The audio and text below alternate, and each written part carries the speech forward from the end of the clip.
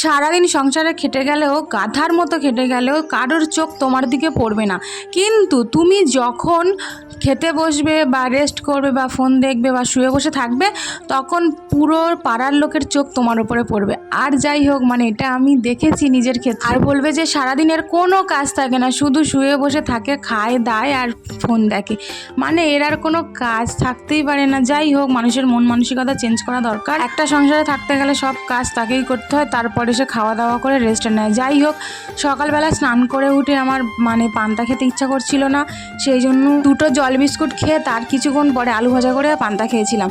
আর এদিকে আমি কি রান্না করবো আমি সেগুলোই রেডি করছিলাম। যাই হোক, এখানে দেখো 3 পিস মাছ নিয়েছি, কারণ মাছ খেতে আমার একদমই ভালো লাগে না খেতে। আর এই যে আমি আর আমার ছেলে রয়েছি বাড়িতে, আর কেউ নেই, জাস্ট দুজন মানুষ, 3 পিস মাছ নিয়েছিলাম। আর মাছের ডিম দিয়ে সবজি দিয়ে চচ্চড়ি করব, আর গাঁঠি কচু আলু দিয়ে মাছের ঝোল করব। এইটাই করব আজকের রান্না। তো কিভাবে গাঁঠি কচুটা করব সেটা ভেবেছিলাম তোমাদের দেখাবো। ও মাই গড! তারপরে দেখি আমার এক হাত দিয়ে তো আমি না পারবো ভিডিও করতে, আর না পারবো আমি ক্যামেরা ধরে ভালো করে রান্নাটা কমপ্লিট করতে। আজ রসুন দিয়ে ভালো করে সব রকম মশলা দিয়ে কষিয়ে আর অল্প করে জল দিয়ে দিয়েছি।